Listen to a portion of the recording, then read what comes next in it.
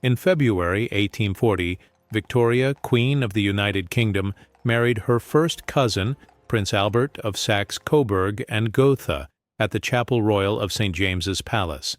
She was 20 years old, 3 months short of her 21st birthday, and had already been the reigning monarch of Britain for nearly 3 years. Within weeks of the wedding, she was pregnant with her first child.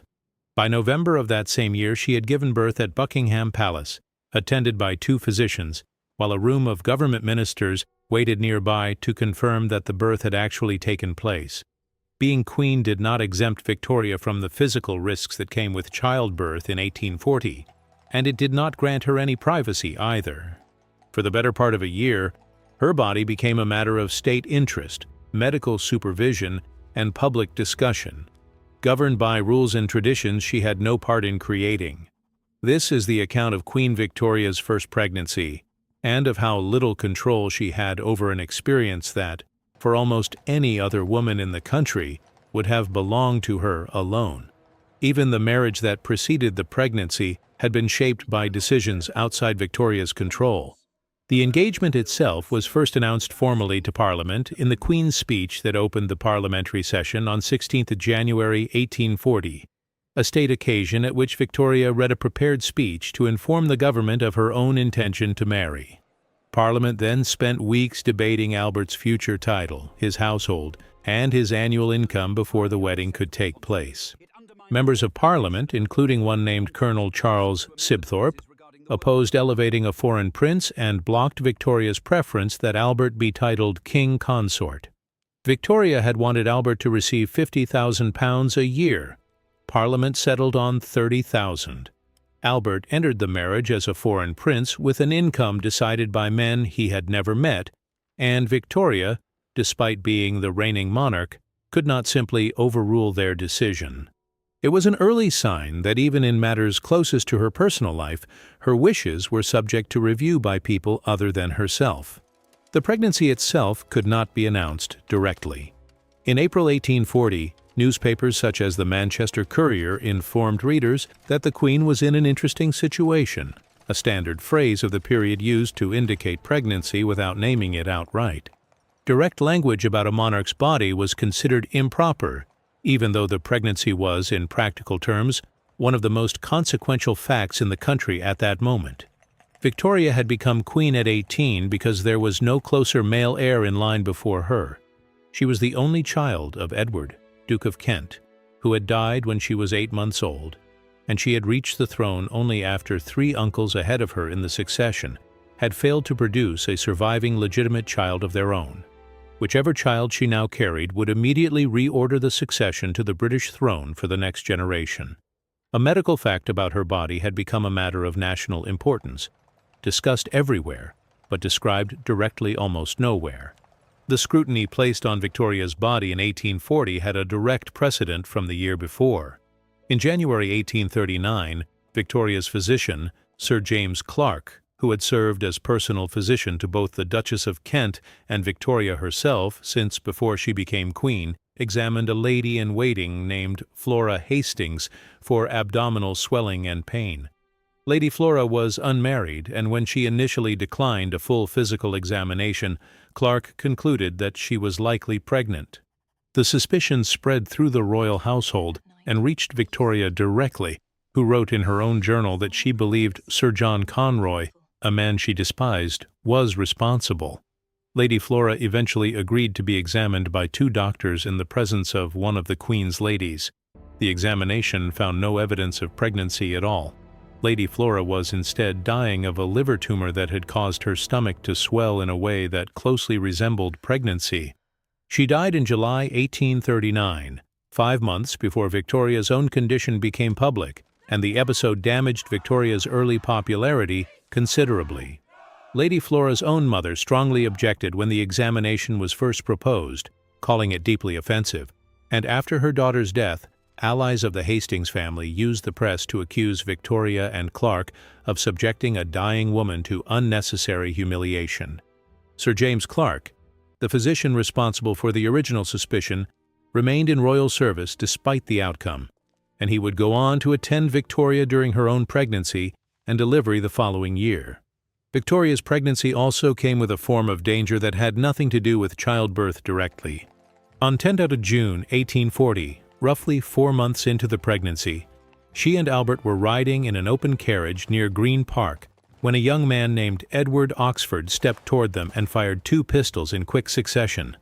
Both shots missed. Victoria and Albert continued their planned outing that evening rather than returning to the palace, and Victoria attended the opera as scheduled, a decision that was widely reported and admired at the time.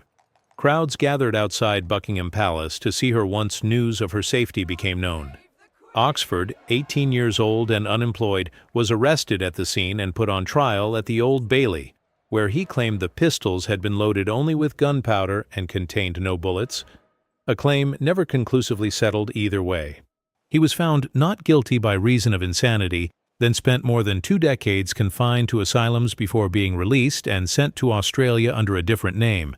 It was the first of at least 7 attempts made on Victoria's life over the course of her reign, and the only one to occur while she was pregnant. Parliament responded to the shooting and to the broader risk of the Queen dying while pregnant or in childbirth by passing the Regency Act of 1840.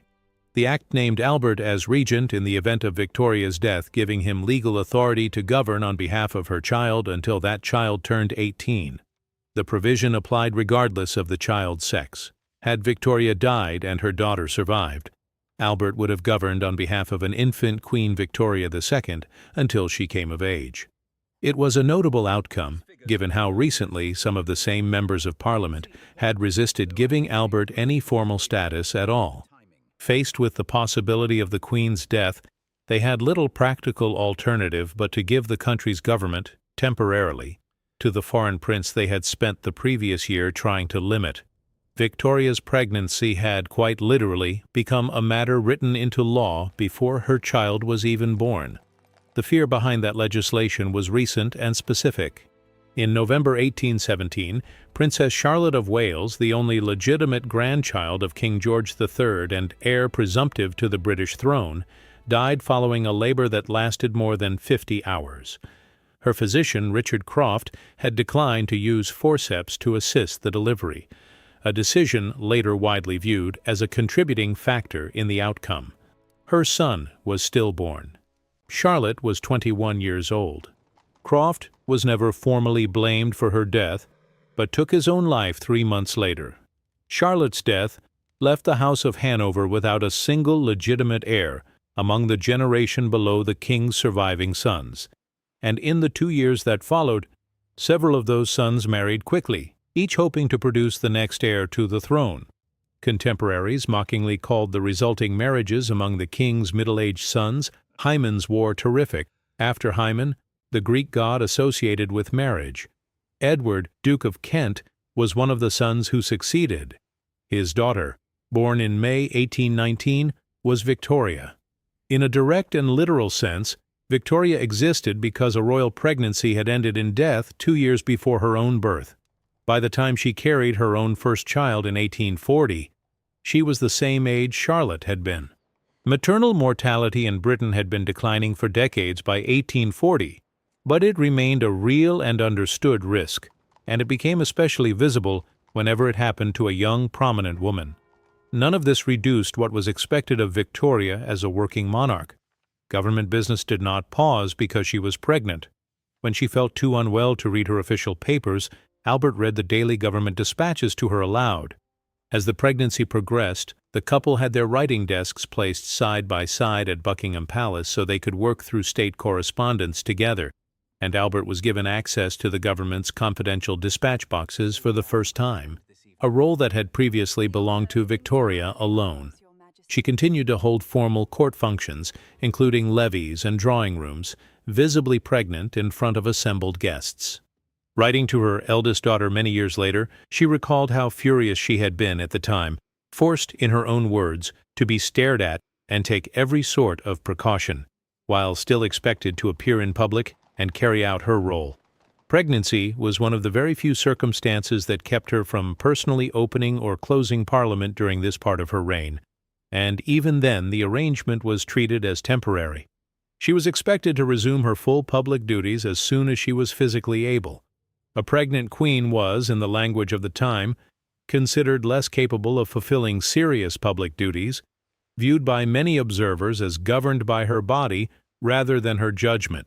This meant Victoria was placed in the position of having to publicly acknowledge, again and again with each pregnancy, that she could not fully carry out the role she otherwise held without question. A private citizen could simply rest when she needed to. A reigning queen had to formally hand off specific responsibilities, explain the gap in her attendance, and then be seen resuming them as visibly and as quickly as possible once she had recovered. In practice, this left her in an unusual position relative to her own government. She held final authority over her ministers by right of birth, yet during pregnancy she was, by the standards of the period, treated as temporarily less fit to exercise that authority than the husband she had chosen, the same husband whose income Parliament had only recently limited against her own wishes. Labor began in the early hours of 21st November 1840. Victoria woke Albert in discomfort, and he sent for Sir James Clark, who arrived just after 2 in the morning and went to fetch Charles Lowcock, the physician who specialized in childbirth and would manage the delivery. By 4 o'clock, Lowcock confirmed that labor was underway and progressing normally. Victoria noted in her journal that she did not feel afraid, and that she and Albert were both glad the moment had finally arrived after months of waiting. There was no medication available to reduce the pain. Chloroform would not be used in childbirth in Britain until 1847, and Victoria herself would not receive it until the birth of her 8th child in 1853. Her first delivery, like almost every delivery at the time, proceeded without any form of anesthetic. Albert stayed close beside her for nearly the entire labor, leaving only briefly to inform the ministers waiting elsewhere in the palace, and Victoria later described him as her greatest source of support and comfort throughout the delivery. After what she described as many hours of suffering, the baby was born at 2 o'clock in the afternoon. It was a girl. One account of the delivery has the attending doctor informing her of the baby's sex directly, to which Victoria is said to have replied, "Never mind, next time it will be a prince." In her own journal entry written days afterward, she recorded the disappointment plainly. Both she and Albert had hoped for a boy and were, in her own words, sadly disappointed, though grateful that she and the child had come through the ordeal safely. The following day, she recorded that she felt entirely well, without pain of any kind, and had slept soundly through the night. The disappointment was not only personal. Under the rules of succession in place at the time, a son would have taken precedence over an elder daughter. Vicky's younger brother, born the following year, therefore became heir to the throne ahead of her, regardless of the fact that she had been born first. A girl could still eventually inherit the crown, as Victoria herself had, but only if no legitimate son existed in her generation. The sex of the child was not a private curiosity. It was a data point with direct consequences for how the country would be governed for decades afterward. The birth was not treated as officially confirmed until it had been shown to the people responsible for recording it. While Victoria rested, the newborn was carried by her nurse into a nearby room where government ministers had gathered so that the birth could be directly witnessed before Albert reported to the assembled Privy Council later that afternoon. The custom traced back more than a century and a half to 1688, when King James II's son was born amid rumors that the infant was not the true child of the Queen at all, but a baby secretly brought into the birthing chamber to secure a Catholic heir to the throne. More than 70 witnesses had been required to sign statements confirming that birth. By 1840, far fewer people were involved, but the underlying requirement had not disappeared.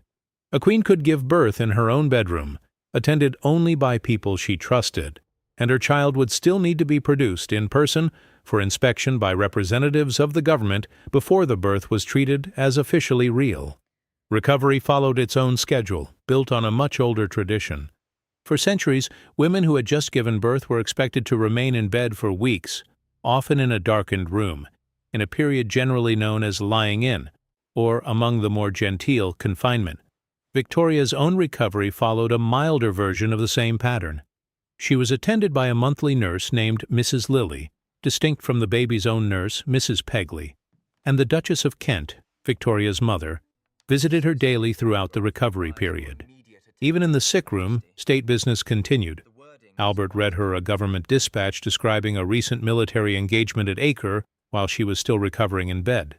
On 30 November, 9 days after the birth, she was moved into her larger sitting room for the first time, and her daughter was moved into a newly prepared nursery on the same day.